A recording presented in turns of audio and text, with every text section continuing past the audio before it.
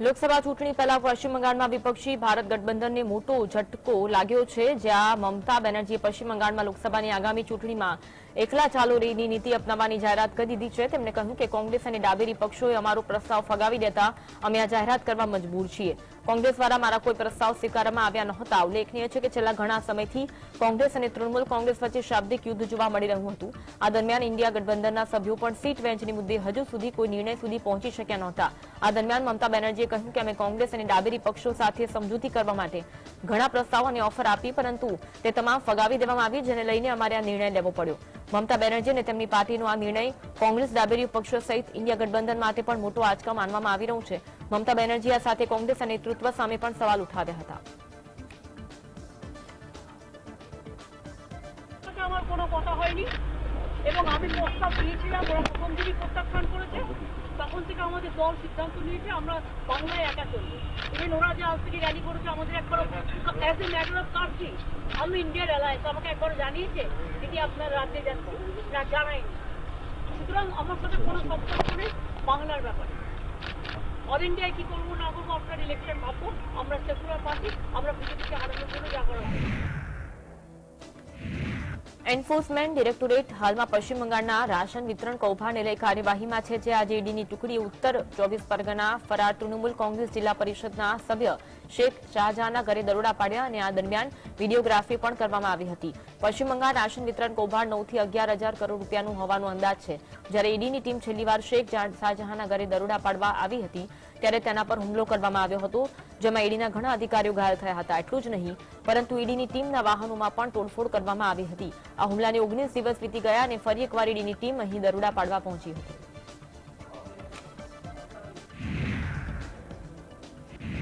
મહારાષ્ટ્રમાં એક બાદ એક વિપક્ષના નેતાઓને ઈડીનું તેડું આવી રહ્યું છે, ત્યારે એનસીપી શરદ પવાર જૂથના નેતા અને શરદ પવારના પૌત્ર રોહિત પવાર મુંબઈમાં ઈડી સમક્ષ હાજર થયા। આ સમયે તેઓ સાથે એનસીપીના કાર્યકારી અધ્યક્ષ સુપ્રિયા સુલે પણ જોવા મળ્યા। ધારાસભ્ય રોહિત પવારની બારામતી એગ્રો કંપની છે। બારામતી એગ્રોના કથિત આર્થિક ગેરરીતિના કેસમાં ઈડીએ મુંબઈ સહિત 6 સ્થળોએ દરોડા પાડ્યા। ગત વર્ષે આ પ્રકરણમાં રોહિતને નોટિસ આપવામાં આવી હતી અને બાદમાં કેસમાં ઈડીએ તેઓને પૂછપરછ માટે નોટિસ મોકલતા બુધવારે તેઓ મુંબઈ સ્થિત ઓફિસ પહોંચ્યા। રોહિત પવારના પહોંચતા સમયે મોટી સંખ્યામાં એનસીપી કાર્યકરો પણ કચેરી બહાર જોવા મળ્યા અને પોલીસનો ચુસ્ત બંદોબસ્ત જોવા મળ્યો હતો। अगर आप ईडी के अधिकारी के बारे में बोले तो वो उनका काम कर रहे हैं, उनके खिलाफ मेरा कुछ भी नहीं है। मैं तो हर वक्त उनको सपोर्ट करने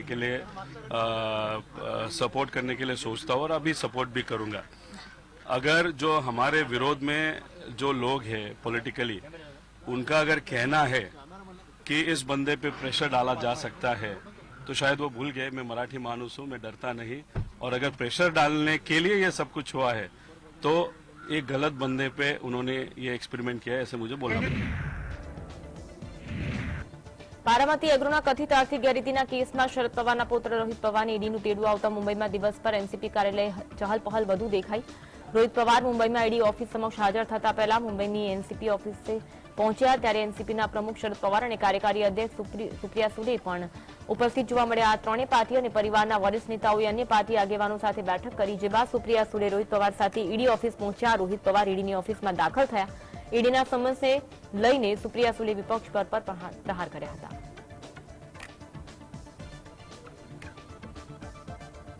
इन्वेस्टिगेशंस के दबाव में आने की, एक तो दबाव किस बात का, अगर हमने कुछ गलत किया ही नहीं है तो दबाव किस बात का। दबाव लेते हैं या दे सकते हैं, लेकिन अगर हमने कुछ किया ही नहीं है गलत तो फिर दबाव किस बात का। ईडी पे हम लोग कैसे दबाव, वो तो मालिक है, हम कैसे, हम तो सादे कार्यकर्ता है, देश के नागरिक है, हम किस पे कौन सा दबाव डाल सकते हैं। મણિપુરથી નીકળેલી કોંગ્રેસ નેતા રાહુલ ગાંધીની ભારત જોડો ન્યાય યાત્રા આસામમાંથી પસાર થઈ રહી હતી, ત્યારે બારાપીઠમાં રાહુલ ગાંધીના સમર્થકોનું અભિવાદન ઝીલ્યું અને સીએમ હેમંત બિસ્વા શર્મા પર આકરા પ્રહાર કર્યા। રાહુલ ગાંધીએ દાવો કર્યો કે હેમંત બિસ્વા શર્મા દેશના સૌથી ભ્રષ્ટ મુખ્યમંત્રી છે અને મુખ્યમંત્રીનું નિયંત્રણ સંપૂર્ણ રીતે અમિત શાહના હાથમાં છે। જો હેમંત બિસ્વા શર્મા અમિત શાહ વિરુદ્ધ કોઈ પણ બોલવાની હિંમત કરશે તો તેમને પાર્ટીમાંથી બહાર ફેંકી દેવામાં આવશે। વધુમાં તેમણે કહ્યું કે નેતાઓના મગજમાં ક્યાંથી આવ્યું કે તેઓ રાહુલ ગાંધીને ડરાવી શકે છે? તમે જેટલા ઈચ્છો તેટલા કેસ દાખલ કરો, 25 કેસ દાખલ છે, વધુ 25 કરી દો, હું ડરતો નથી, મને કોઈ ફરક પડવાનો નથી, હું ભાજપ કે સંઘથી ડરતો નથી। बहुत अच्छे काम चलेगा, किसी से डरना नहीं है। और हेमंतो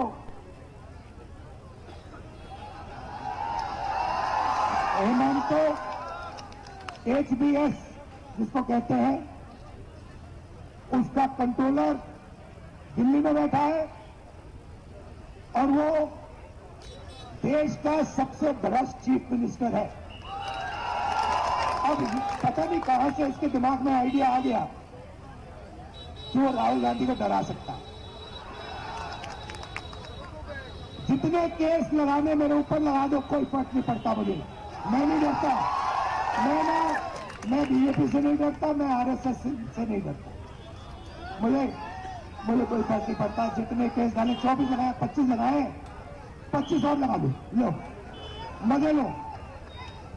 मैं बताऊं आपको एक बात बताता हूं। एक दिन आए मेरे पास, केस लगा दिया। કોંગ્રેસ નેતા રાહુલ ગાંધીના નેતૃત્વમાં ચાલતી કોંગ્રેસની ભારત જોડો ન્યાય યાત્રા દરમિયાન આસામમાં થયેલા હંગામા પર રાજનીતિ ગરમાવો છે। તેવામાં કોંગ્રેસ અધ્યક્ષ મલ્લિકાર્જુન ખડગેએ કેન્દ્રીય ગૃહપ્રધાન અમિત શાહને પત્ર લખ્યો, તેમજ યાત્રાનો હુમલો કરવાનું જેના પર આરોપ છે તેઓને પોલીસનું સંરક્ષણ મળતું હોવાનો દાવો કર્યો। મલ્લિકાર્જુન ખડગેએ 2 પાનાના પત્રમાં લખ્યું કે 21 જાન્યુઆરી યાત્રા પર સોનિતપુર જિલ્લામાં હુમલો થયો। જેઓ સ્થાનિક એસપી છે તે રાજ્યના સીએમ હિમંત બિસ્વા શર્માના ભાઈ છે। તેઓએ હુમલો કરનારા ભાજપના કાર્યકરો પર કોઈ કાર્યવાહી કરી નથી। ભાજપના કાર્યકરોએ કોંગ્રેસની સોશિયલ મીડિયા ટીમ પર હુમલો કર્યો અને પાર્ટી મહાસચિવ જયરામ રમેશની કાર પર પણ હુમલો કર્યાનો પત્રમાં ઉલ્લેખ છે।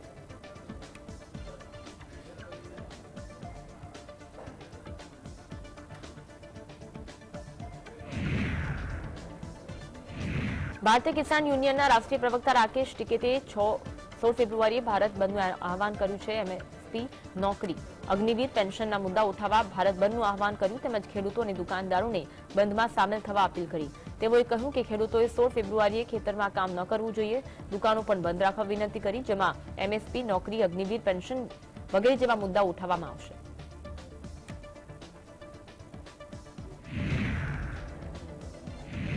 અયોધ્યાના રામ મંદિરમાં રામલલાના અભિષેક બાદ મંદિરના દરવાજા ભક્તો માટે ખુલી ગયા। મંદિરને જાહેર દર્શન માટે ખોલવામાં આવ્યા બાદ પ્રથમ દિવસે મંગળવારે ભારે ભીડ એકઠી થઈ। રામલલાના દર્શન માટે ભક્તો એટલા ઉમટી પડ્યા કે પહેલા જ દિવસે લગભગ 5 લાખ લોકોએ મંદિરમાં દર્શન કર્યા। ભક્તોની આસ્થાના પૂરને સંભાળવા માટે 8000 પોલીસ કર્મીઓ ફરજ પર તૈનાત હતા। જોકે વધુ ભીડના કારણે વહીવટી તંત્રને કેટલીક સમસ્યાઓનો સામનો કરવો પડ્યો। બીજી તરફ વધુ પડતી ભીડને જોતા ઉત્તર પ્રદેશમાં અયોધ્યા રેન્જના આઈજી પ્રવીણ કુમારે કહ્યું, ભીડ સતત વધી રહી છે। જે લોકો વૃદ્ધ અને અપંગ છે તેઓએ મંદિરની મુલાકાત 2 અઠવાડિયા માટે મુલતવી રાખવી જોઈએ। યુવાનો દર્શન કરી રહ્યા છે અને અમે પણ તમામ વ્યવસ્થા કરી રહ્યા છીએ। આ મંદિર કાયમ અહીં જ રહેવાનું છે, ત્યાં વધુ સુચારુ વ્યવસ્થા કરવામાં આવશે, તેથી ગભરાવાની જરૂર નથી। અયોધ્યામાં રામલલાની પ્રાણ પ્રતિષ્ઠા બાદ દેશભરમાંથી ભક્તો પહોંચી રહ્યા છે। રામલલાની એક ઝલક માટે અધીરા છે, ત્યારે રામલલાને પણ દરરોજ વિશેષ શણગાર અને પહેરવેશ પહેરાવવામાં આવી રહ્યા છે। રામલલાને લીલા રંગના કપડામાં ભક્તો દર્શન આપ્યા। રામલલાના ઘરેણામાં તેમના માથા પર મુગટ, કાનમાં બુટ્ટી, કંથા, પદિક, વૈજયંતી, કમરમાં કમરબંધ, ભુજબંધ સહિતના આભૂષણોનો સમાવેશ થાય છે। આ સિવાય ભગવાનની આભા પર સુવર્ણ છત્ર છે। અયોધ્યામાં ભક્તોની મોટી સંખ્યાને ધ્યાનમાં રાખી મંદિર તંત્રએ દર્શનનો સમય વધારવાનો નિર્ણય લીધો, જેમાં હવે ભક્તો સવારે 7 વાગ્યાથી રાત્રે 11 વાગ્યા સુધી રામલલાના દર્શન કરી શકશે। આ પહેલા સાંજના 7 વાગ્યા સુધીનો જ સમય હતો।